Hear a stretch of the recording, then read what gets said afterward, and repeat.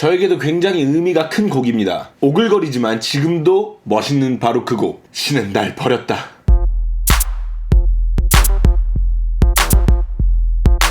꼬마님들 안녕하십니까. 13년차 댄스 트레이너 루다크리스입니다. 해당 영상은 아무런 의도가 없는 그냥 오로지 제 개인적인 의견만 담긴 영상입니다. 오늘은 랄이케이님의 강력한 요청으로 준비를 해봤어요. 은혜 입은 루다가 까치를 물어다 주면서 담배 한 까치와 함께 새해 복 많이 받으세요. SM에서 냈다 하면 줄기차게 망했던 암흑기를 온몸으로 맞이한 오늘은 블랙비트의 날개입니다.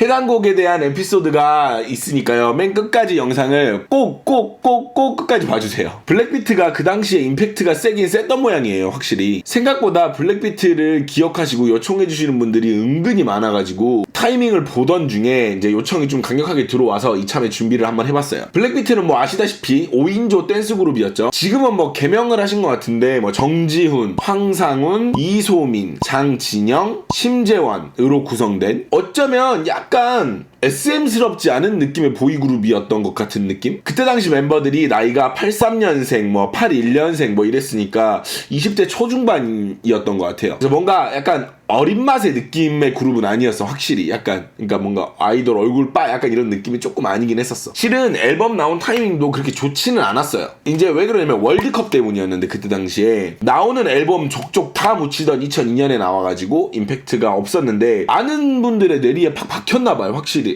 그렇긴 한가봐요. 그래서 하나씩 이야기를 해보도록 하겠습니다. 첫 번째 곡입니다. 여기서 우리가 임팩트 있게 봐야 될 점이 뭐냐면 작사가는 이정민님 그리고 작곡의 방시혁 씨가 랩 댄스 노래로 상대방의 기선을 제압해. 이제 방시혁이 제가 봤을 때는 이때 당시에 여기저기서 작업을 굉장히 많이 하던 때였던 것 같아요. 이제 이미 방탄이 너무 많이 커버려가지고 이제 그럴 리는 없는데 방탄이 이걸 커버해보면 되게 재밌겠다 약간 생각만 해봤어요. 곡 내용은 뭐 그런 거죠. 뭐 그녀가 잔인하게 날 버렸고 너는 눈이 부시게 아름다웠고 뭐 난 아직도 널 기다리고 있어 뭐 약간 요런 타입의 그런 내용. 이게 곡 내용이 워낙 중요하진 않은 게 퍼포먼스형 그룹이다 보니까 약간 슬픈 내용으로 슬픈 남자 이미지만 좀 가지고 가고 팝핀으로 갈아버리려는 의도가 굉장히 다분히 있어서 내용이 그렇게 확 들어오진 않는데 실은 가사가 솔직히 엄청 예뻐요. 시작하자마자 내게 오던 날의 너의 웃음과 미소와 향기는 세상의 모든 움직임을 멈추게 했다.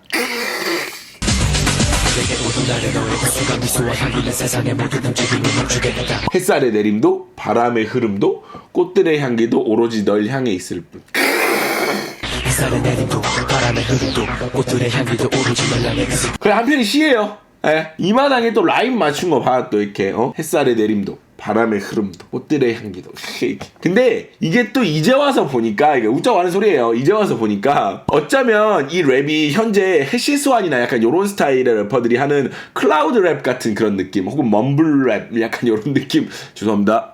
그리고 잔인한 눈부심에 눈을 잃었었는지 이렇게 초라해진 나로 남겨져.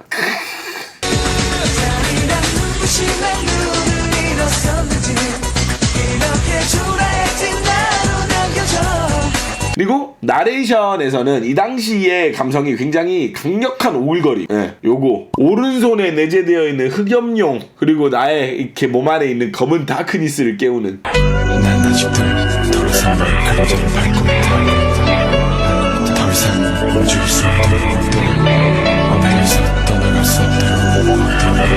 시간이 거꾸로 가기를. 하지만 넌 그날 떠났다. 신은 날 버렸다. 근데 해당 곡은 제가 거짓말 하나도 안 보태고요. 진짜 거짓말 하나도 안 보태고 300번 이상 들었어요. 진심. 그래서 어디서 무슨 소리가 나는지도 다 알고 있어요. 그래서 미쳐가지고 이 엄청난 집착을 많이 보였던 곡인데 곡은 드럼 비트가 사정없이 쪼개져요. 막 쪼개져요. 그리고 솔직히 말하면 정신 사나울 만큼 약간 안 쉬고 달리는 곡이에요. 그래서 라이브는 애초에 포기하고 들어가는 약간 그런 곡이죠. 근데 가만히 들어보면 브레이크 댄스에 어울릴 법한 비트를 채용을 했어요. 그러니까 비보잉 있죠. 약간 비보잉 하면 잘 어울릴 그런 비트거든요.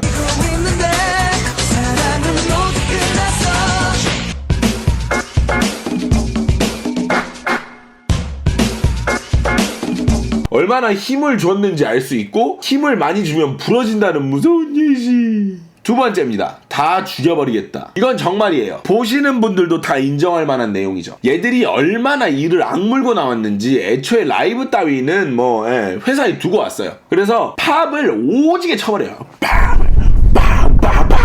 난리가 나요. 특히 두 멤버가 엄청난 텐션으로 조지는데 이제 그게 심재원 그리고 정지훈. 이제 포지션도 실은 뭐 이딴 게 다 있어 약간 이런 식인데 이제 메인 댄서 3명에 보컬 2명 뭐 약간 요런 건데 실은 정지훈 씨가 그때 당시에 고음이 굉장히 잘 돼가지고 서브 보컬 혹은 고음 셔틀 약간 이런 것도 많이 맡아서 하셨다는 거. 하지만 고음이 될 때가 있고 안 될 때가 있어가지고 컨디션에 따른 결과가 많이 달랐다라는 거. 좀 불안정했어 실은.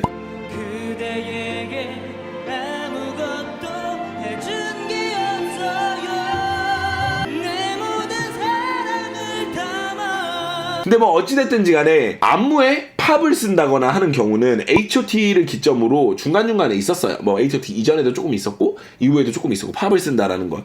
근데 그렇게 대단한 일은 아니에요 실은. 근데 안무에 50% 이상을 팝을 주는 이런 아이디어는 대체 누구 머리에서 나왔는지 모르겠어요. 도대체 누구 대가리에서 나온 거냐고요? 대중문화의 역사에 두 번 다시 없을 시도를 했다라는 거. 일단 노란머리의 황상훈 씨는 그때 당시에 이제 부갈루를 한다고 소개가 되기는 했는데 모르겠어요. 실은 제가 아는 부갈루의 형태는 아니어가지고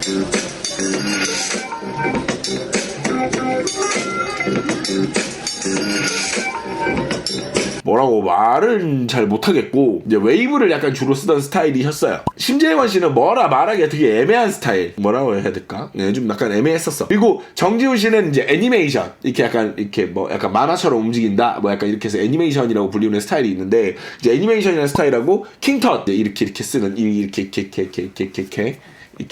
쓰는 킹텟이라는 스타일을 섞어서 쓰고는 했었어요.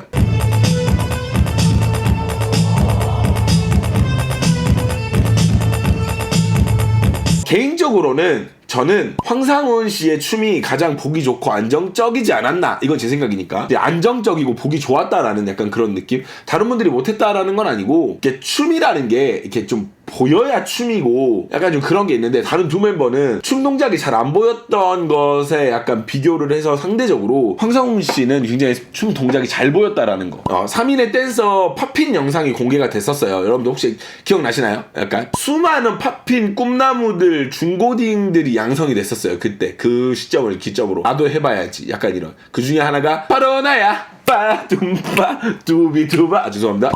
어릴 때 제가 유독 심재원 씨 영상에 꽂혀가지고 그걸 엄청 팠었는데 지금 생각해보면 굳이 그럴 필요가 있었나 싶기도 하고 약간 그런 게 좀 있어요.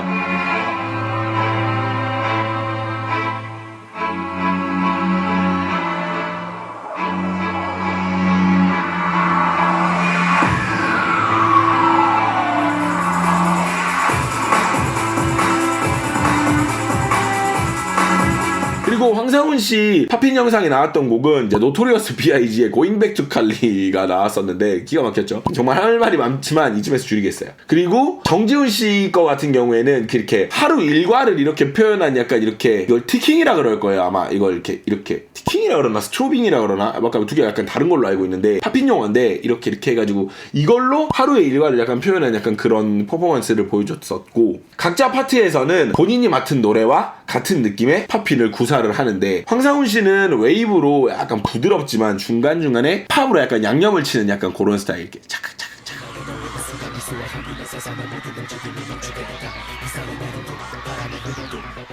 심재원 씨는 양념만 퍼먹고 너무 짜면 아예 아무것도 안 먹는 약간 그런 스타일.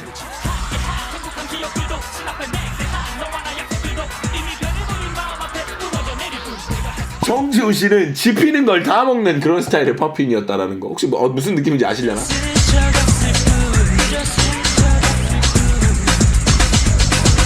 여담이지만 제가 정지훈 씨를 실제로 만나가지고요 진심 블랙비트 개 빨았다고 제가 양심 고백을 한 적이 있어요. 진짜로 제가 진심 목숨을 다해서 블랙비트를 엄청 좋아했었기 때문에 자신있게 말씀을 드렸었어요. 안무는 말씀드렸다시피 50% 이상을 팝을 치는 형태가 이루어져 있어요. 약간 뜬금으로 락킹이 나오기는 하는데 그건 중간 약간 양념 정도고 사비 파트 안무는 굉장히 뭐랄까 노래 카운트 그러니까 박자랑 딱 떨어져가지고 외우기도 쉽고 곡과도 굉장히 잘 어울리는 약간 그런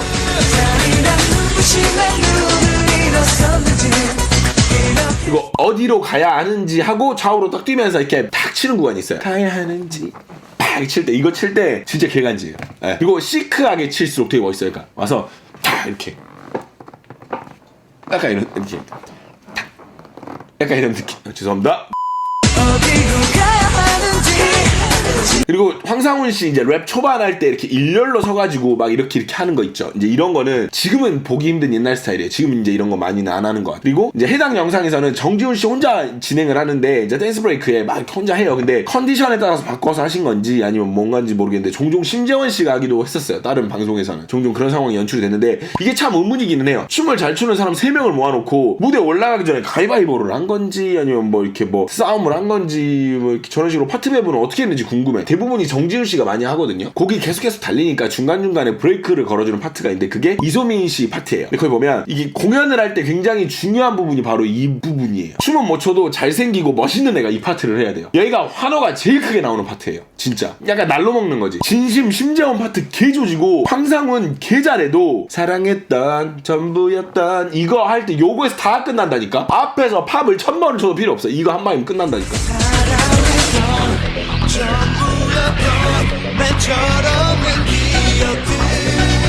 그리고 정지훈 파트 때 개인기를 한 달간 연습하고 개 꼽아도 하다가 막 개 다치고 막 부러져도 쉬는 날 버렸다. 이거 한 방이면 끝난다고. 쉬는 날 버렸다. 진짜 이 정말 불공평한 거. 대신 잘생겨야 돼요. 못생기면 이입이 덜 돼서 망쳐요. 잘생겨야 돼요. 마지막 파트는 안무가 멈추진 않고 신나게 달려버리는 형태. 아주 우리가 못 보여줬던 건 다 보여줄게 하는 그런 느낌이 들어요. 백업 댄서로는 묘성이 참여했다는 놀라운 사실은 이제 메르시 76님이 계세요. 이제 제가 가끔씩 한번 조언을 여쭙는 그분께서 몰랐던 내용인데 알려주셨어요. 충격이었어요. 묘성? 실은 이제 KOGS라고 한국에 그때 당시 이제 팝핀 팀이 있었는데 KOGS가 하지 않았을까라고 생각을 했었는데 묘성이라니. 묘성이 어떤 팀이냐면 제가 영상으로 잠깐 보여드릴게요. 이런 팀이었어요. 세 번째입니다. 저 당시 SM. 데뷔나 활동이 딱 떨어지진 않는데 저 당시 약간 요 시즌에 SM에서 굉장히 애매하게 나왔던 그리고 애매하게 SM을 이끌었던 그룹이 밀크.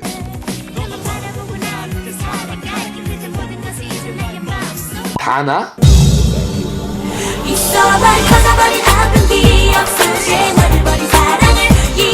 이사겐 지연. 내게 다가와줘 내 손을 잡아줘 신비. 뭐 이런 친구들이 있는데 지금 아무도 안 남은 걸 보면 저 당시 SM은 진짜 그냥 내놓고 보는 타입이었나봐요. 이제 저렇게 약간 좀 잘 안 되던 사람들 이리저리 모아가지고 재탕을 끓인 게 천상지였는데 그마저도 잘 안 됐던 약간 안타까운 시즌.